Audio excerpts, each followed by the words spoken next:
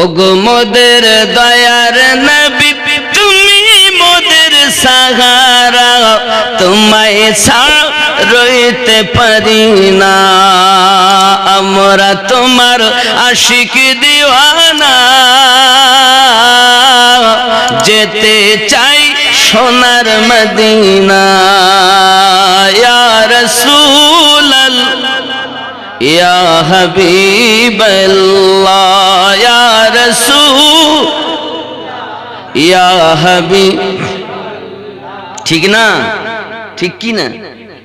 শের গেরামে ভালো লাগে না, মন যেতে চাই সোনার মদিনা। ইয়া রাসূলুল্লাহ ইয়া হাবিব নবীজি তুমি না এলে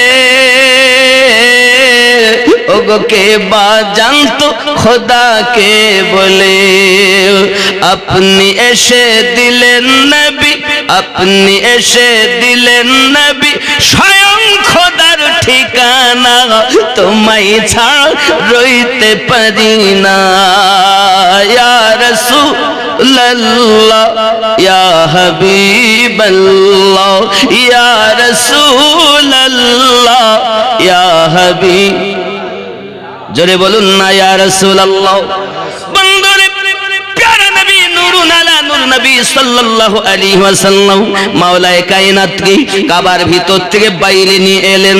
এতে আমার নবী পাক নিজ হাতে গোসল দিচ্ছেন আর বলতেছেন, যার জীবনের প্রথম গোসল আমি নবী পাক নিজ হাতে দিচ্ছি, আর এই বাচ্চা আমি নবী পাকের বিদায় গোসল নিজ হাতে দিবে। সুবহানাল্লাহ সুবহানাল্লাহ। বন্ধু আমার এতটুকুই নয়, মাওলায়ে কায়নাত কারামাল্লাহু ওয়াজহুল কারীম হযরত আলী তার নাম রাখা হলো। হযরত আলী কারামাল্লাহু ওয়াজহুল কারীমকে দেখে যখন নবী এই কথা বলেছেন, সঙ্গে সঙ্গে আবু জাহেল এগিয়ে এসেছে। বাবা আমার দুশমন মক্কা নগরে তারা এগিয়ে এসেছে, এসে বলছে, মুস্তাফা মুরতাজা ওগো আল আমিন, এই বাচ্চা যদি এত ভালো হয় তাহলে আমাদের কথা হলো এটি, আমি আবু জাহেল দেখতে চাই বাচ্চা হারামি না হালালি। কেমন করে দেখবে? বলে এই কানায় কাবার উপরে একটি সাপ থাকে বাবা, ওই সাপটার নাম হলো মাইয়ারুল আদ। কোন বাচ্চা মক্কা নগরীর জন্ম নিলে ওই বাচ্চাটাকে খানায় কাবার আপনার কিনা শিরানে চাতালে শুইয়ে দেওয়া হয়। বাচ্চা জন্মের পরে একটা ঘেরান থাকে, ওই ঘেরানে ওই সাপটা নিচে নেমে আসে। যদি বাচ্চাটাকে কামড় দিয়ে দেয় তাহলে বুঝতে হবে বাচ্চা হারামি, আর বাচ্চাকে যদি সঙ্গে চলে যায় আবু জাহেল বলে সেই বাচ্চা হলো হালালি। ই সোনা মানিকেরা, আবু জাহেল বলতে চায়, মুস্তাফা ওগো আল আমিন, এই পরীক্ষাটা আমাকে করতে দিতে হবে। চাচি আম্মা ছুটে এসেছেন, মুস্তাফা আমার কলিজার টুকরাকে আমি এইভাবে সাপের মুখে দিতে পারবো না। আবু তালিব বলতে চান, মুস্তাফা আমার কলিজার টুকরাকে আমি দিতে পারবো না। প্যারা নবী বলছেন, চাচাজি চিন্তার কোনো কারণ নাই, ঘাবড়ানোর কোনো কারণ নাই। ওগো চাচা আপনি জানেন না, আপনি জানেন না, আমি যাহা জানি আপনি তাহা জানেন না, আমি যাহা দেখি আপনি তাহা দেখেন না। একবার আবু জাহেলকে তার কাজ করতে দাও। নবী পাক যখন বলছেন, চাচাকে চুপ করে আছেন। আব্বাজি আমার সোনা মানিক, হযরত আলী রাদিয়াল্লাহু তাআলা আনহুর বয়স হলো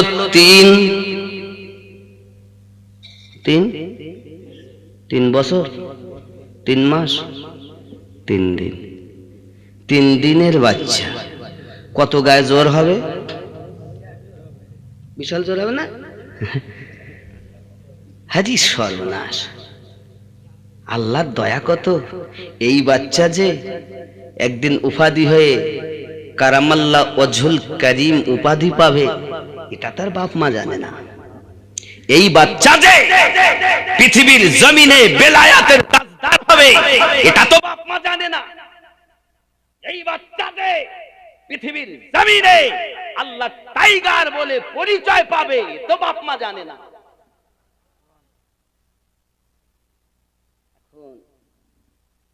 বাপও পরেশান, মাও পরেশান, মনের ভিতরে হাতার ব্যথা, যেহেতু বিষাক্ত সাপ যদি কামড় দেয় তাহলে তো বাচ্চা চলে যাবে।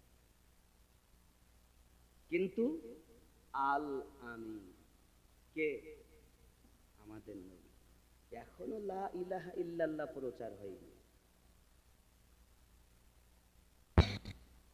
আপনি কি মনে করেছেন যে কাবার দিকে ফিরে আমরা নামাজ পড়ি, এ কাবাটা হযরত আলীর জন্মভূমি? আপনি ওলি মানবেন না, না মানেন, কিন্তু মনে রাখুন ওলিদের তাজদারের জন্মভূমির দিকে নামাজ না পড়লে আপনার নামাজই হবে না।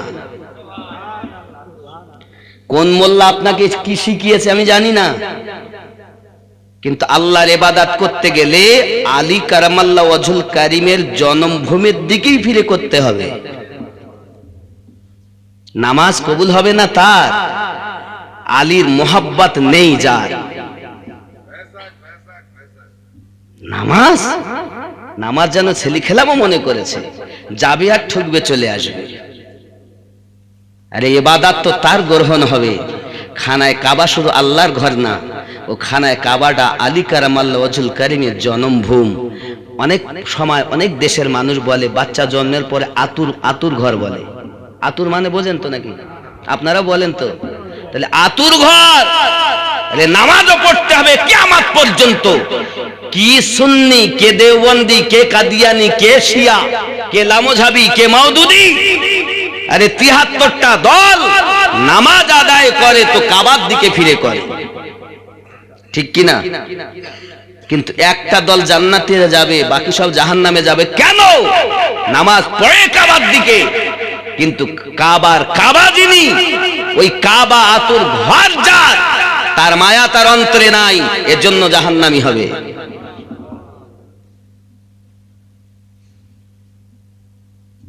আপনি জেনেছেন খানায় কাবা আল্লাহর ঘর, কিন্তু এটাও জানা দরকার খানায় কাবা আমার নবীর আগমনে ঝুঁকে গিয়ে ৩ দিন পর্যন্ত দুলতে থেকেছে। সুবহানাল্লাহ, সুবহানাল্লাহ। এটাও জানা দরকার খানায় কাবা মাওলা আলীর জন্মভূমি, ওটা আতুর ঘরের দিকে ফিরে নামাজ পড়ি আমরা। কেন করলেন আল্লাহ খানায় কাবাকে কেবলা? ইতিপূর্বে তো বাইতুল মাকদাস নাকি মসজিদে আকসা, যেদিকে ফিরে নামাজ আদম থেকে নিয়ে আমাদের নবী পর্যন্ত সবাই পড়েছেন। এক সময় আমার নবী 4 রাকাত নামাজের নিয়ত করে দাঁড়িয়েছেন, সাহাবায়ে কেরাম মুক্তাদি, নবী ইমাম নামাজ পড়ছেন আর বারবার খানায় কাবার দিকে ফলো করছেন। আল্লাহ, কাবা যদি কেবলা হতো, আল্লাহ পাক বলেন জিবরিল যাও না, আমার হাবিব এত তাকাই কেন? আকাশের দিকে তাকাচ্ছেন। কোরআন বলছে কদ নারা তাকাল্লুবা ওয়াজহিকা ফিস সামাই। নবী পাক বারবার নামাজে আকাশের দিকে তাকাচ্ছেন। জিবরিল আমিন এসেছেন, নবী পাককে জিজ্ঞাসা করেন হুজুর খবর? নবী পাক বলেন জিবরিল আমার রবকে বলুন না, কাবা যদি কেবলা হতো আমি নবী বড় খুশি হয়ে যেতাম। আল্লাহ পাক আয়াতে কারিমা নাজিল করলেন ফালা নুওয়াল্লিয়ান্নাকা কিবলাতান তারদাহা।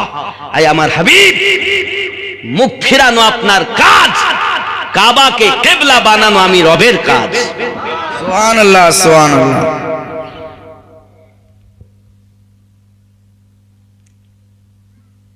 নবী নবী নবী নবী নবী নবী নবী নবী নবী নবী নবী নবী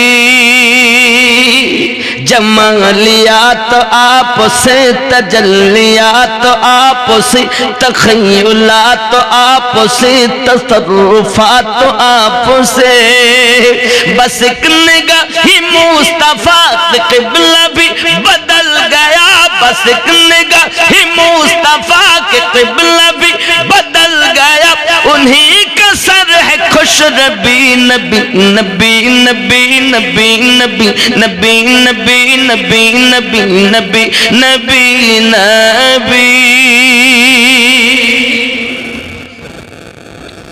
কি হবে? আয় আল্লাহ, 2 রাকাত নামাজ হয়েই গেছে, 3 রাকাতের বেলায় নবীকে আল্লাহ অর্ডার করছেন মুখ ফিরান।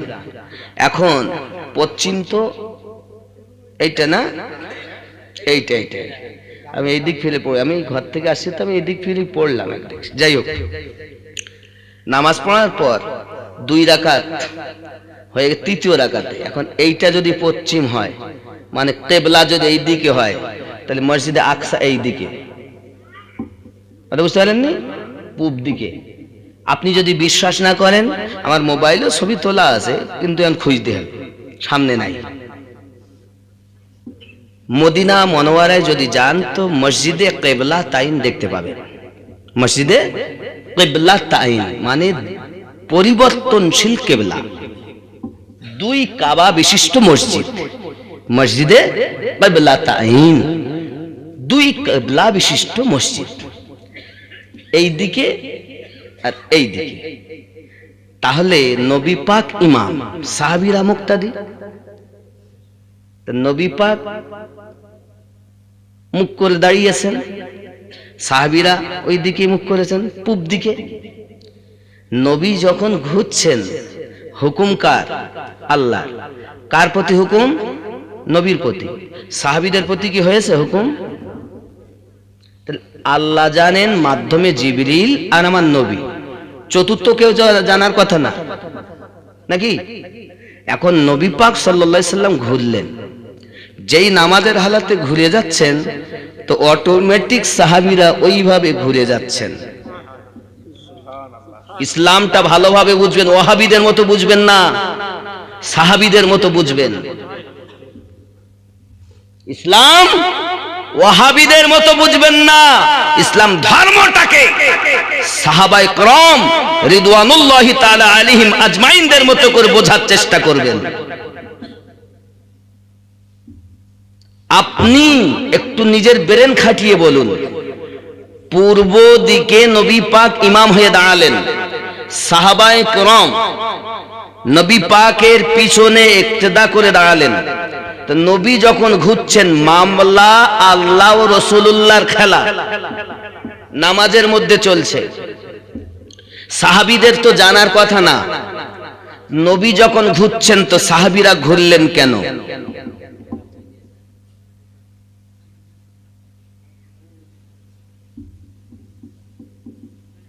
বুঝতে পারেননি?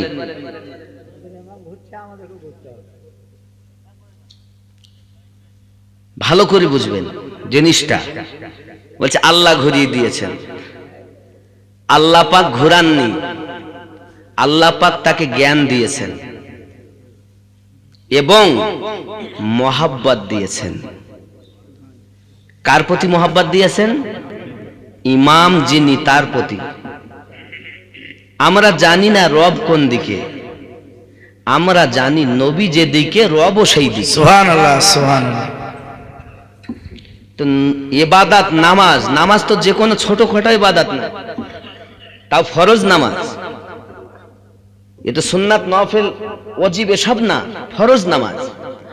ফরজ নামাজ পড়তে গিয়ে জোহরের 4 রাকাত নামাজ, জোহরের নামাজ পড়ছে, ফরজ,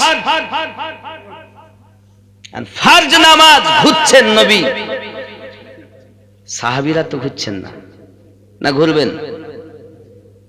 আমাদের তো মন নামাজে দাঁড়িয়েছেন, যে দিক পারে ঘুরে গিয়ে থাক, আমরা আল্লাহর ইবাদত করতেছি, আল্লাহ আল্লাহ আল্লাহ আল্লাহ। সাহাবী রাসূল দেখছেন আল্লাহ তো পাবো, তো রাসূলুল্লাহ মাঝে, নবী বাদে আল্লাহ পাবো কেমনে?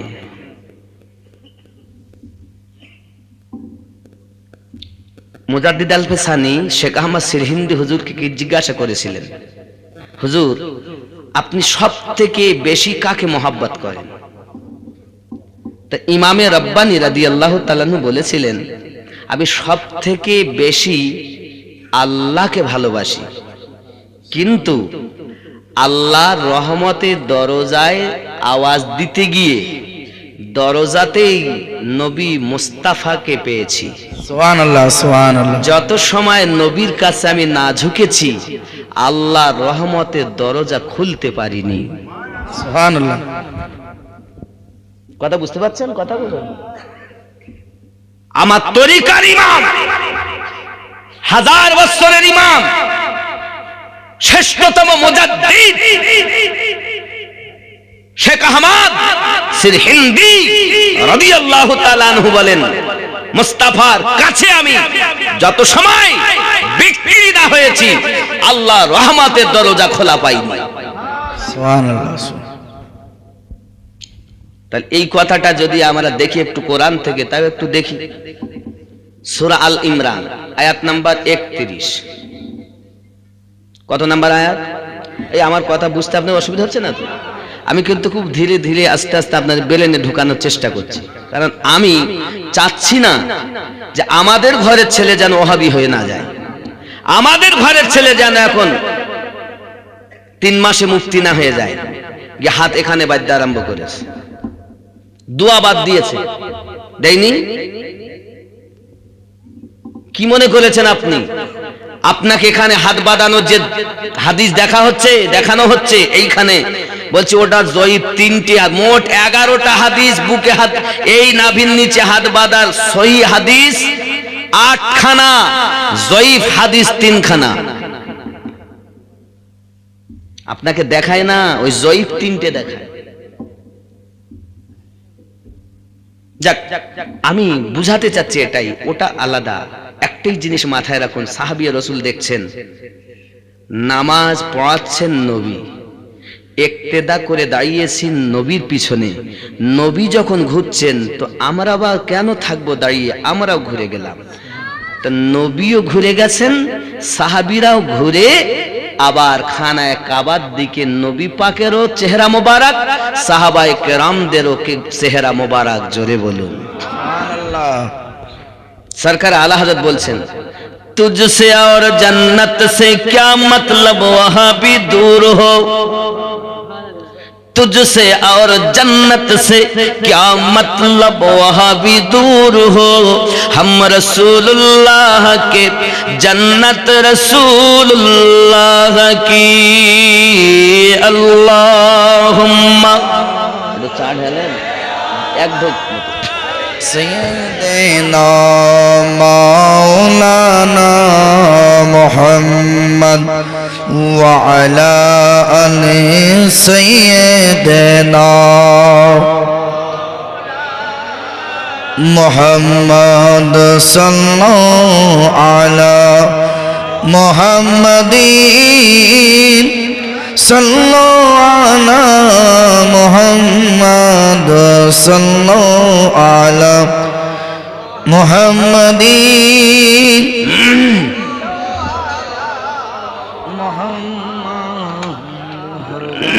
ज़बा पकना भी मुहम्मद हरदम ज़बा सफियाना मुहम्मद। বাবজি সাল্লাল্লাহু আলাইহি ওয়াসাল্লাম, সাহাবী রাসূলরা ঘুরেছেন, ওহী সাহাবীদের উপরে নাজিল হয়নি, হয়েছে নবী পাকের প্রতি। নামাজ 2 রাকাত হলো আগের কাবার দিকে, আর নবী যেটাকে চাইলেন আল্লাহ সেটাকে কিবলা বানিয়ে দিলেন, ও 2 রাকাত হলো আমরা এখন যে কিবলার দিকে, কাবার দিকে। 4 রাকাত কমপ্লিট। নামাজের পর নবী পাক সাহাবায়ে কেরামকে জিজ্ঞাসা করছেন, আচ্ছা আপনারা বলুন, নামাজ পড়তে পড়তে আপনারা ঘুরলেন কেন? ঈমানের পরীক্ষা, বলুন না সুবহানাল্লাহ। আমার জওয়ান যুবক সোনা মানিক আব্বাজি, ভালো করে মাথায় রাখতে হবে বাবা, ওহি আল্লাহ পাক আমার নবী পাকের প্রতি নাজিল করেছেন। সাহাবী রাসূলেরা একথা বলেননি কখনো যে আমাদেরকে দলিল দেন তারপরে মানব, আমাদেরকে দলিল দেন তারপরে মানব। কোন আয়াতে আছে, কোথায় আছে? সাহাবী রাসূলেরা কখনো জানতে চাননি। এই দলিল চাওয়ার নিয়ম হলো ওহাবীদের, দলিল না চেয়ে নবীর কথা মেনে নেওয়া মুহাব্বত হলো সাহাবীদের।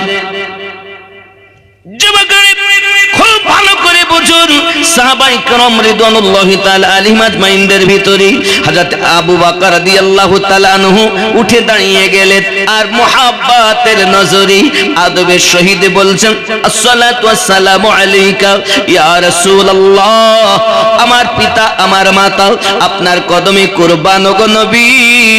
আমরা কি জানি কাবা এই দিকে না এই দিকে, আপনি যখন এই দিকে মুখ করে এতদিন ধরে নামাজ পড়েছেন, আমরাও আপনার পিছনে ইক্তেদা করেছি।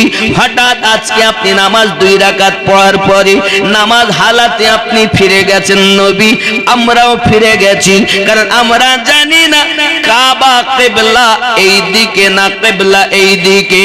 আমাদের নজর নবী যেদিকে কিবলা সেই দিকে। সুবহানাল্লাহ সুবহানাল্লাহ।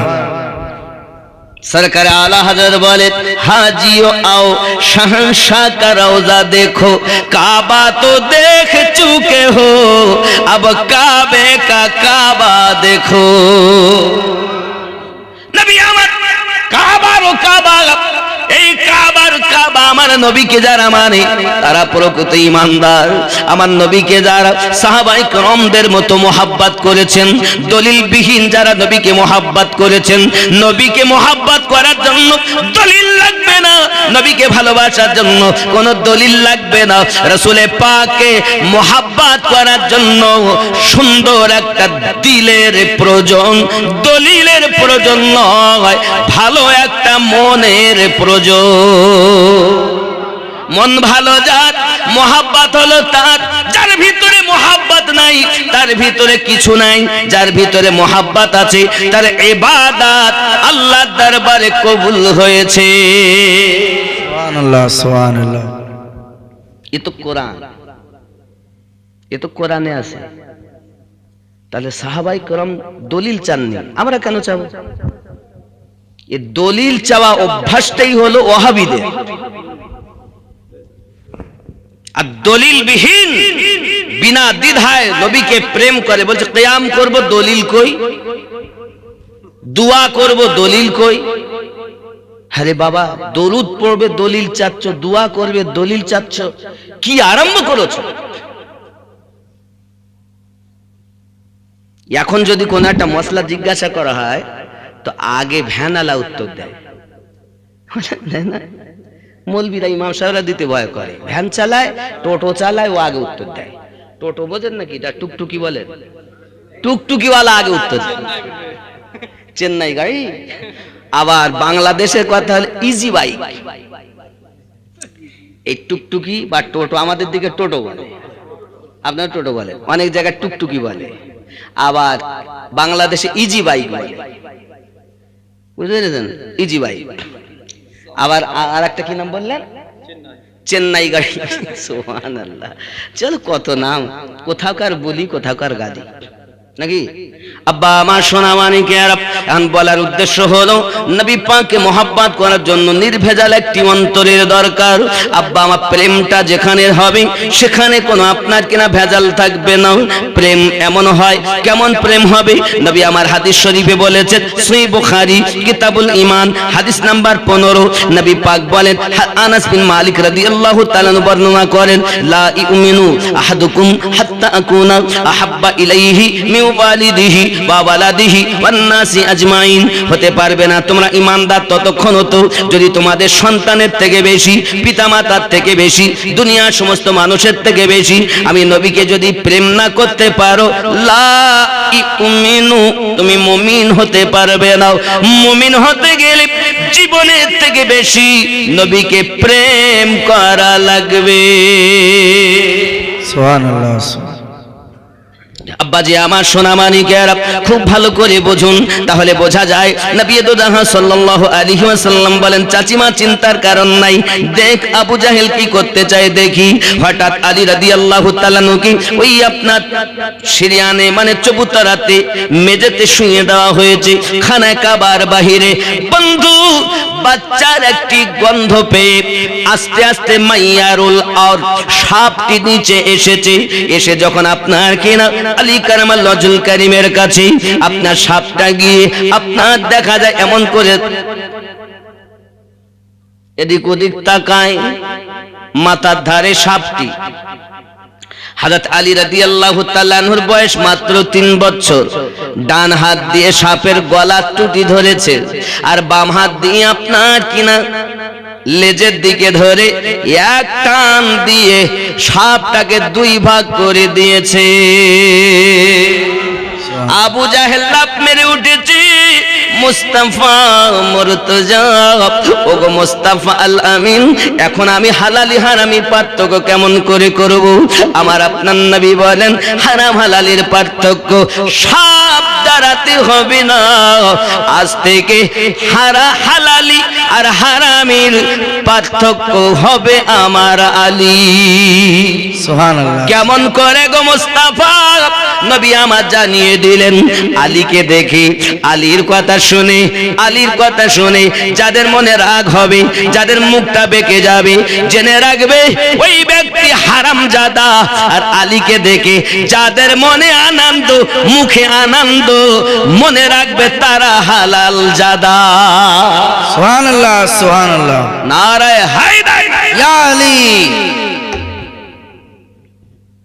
হাহা, আমরা হালালি সন্তান, এজন্য আলী কারামাল্লাহুল কারিমে কথা শুনলেই মুখে আনন্দ, ওনার দুঃখে আমাদের চোখে পানি, ঠিক না? আব্বাজি আমার সোনা মানিক, আবু জাহেল বলে, আচ্ছা তাই যদি হয় তাহলে আর একটা পরীক্ষা আমার আছে। বলে কি?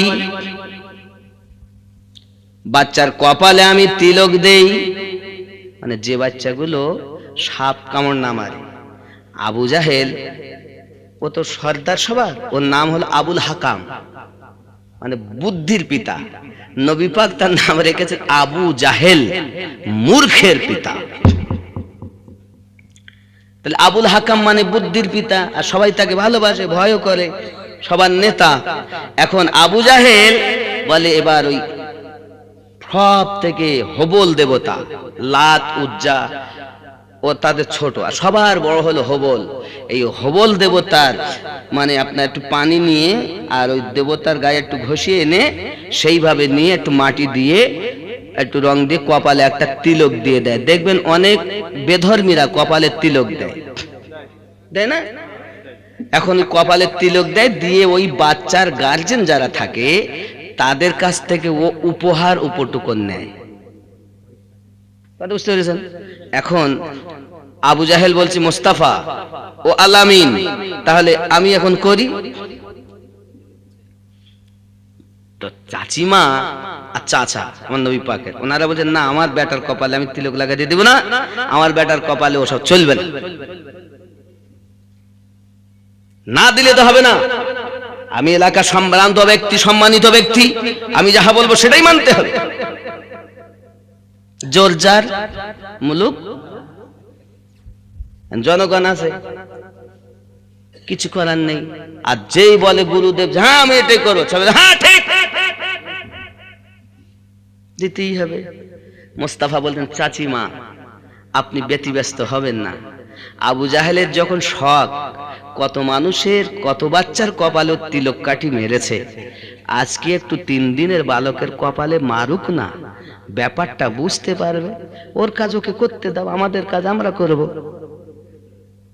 এমন সময় আবু জাহেল তার কর্ম করতে গেছে, মাথাটা নিচে করে হযরত আলী কারামাল্লাহুল কারিমের কপালে যেই তিলক দিতে যাবে, সঙ্গে সঙ্গে 3 দিনের বালক এক থাপ্পড় মেরেছে। জোরে বলুন সুবহানাল্লাহ। আর এক থাপ্পড়ে আবু জাহেলের গর্দান বেঁকে গেছে। সারা জীবন আবু জাহেল এইভাবে সোজা আপনার আমার মতো দেখতে পারিনি, এই বেকাই ছিল। দেখতে গিয়ে গেলাম করতে হইতো, কথা বুঝতে পারেননি? মুসা আলাইহিস সালাম আসিয়া, আম্মা আসিয়ার কোলে আনন্দিতা, উনি আনন্দিতা হচ্ছেন, মুসা নবীকে আনন্দ দিচ্ছেন। ফেরাউনের দেখে ভালো লাগলো, বাচ্চা তো দেখতে সুন্দর, বিবি বিবি একটু আমাকে দাও, আমি একটু আদর করি।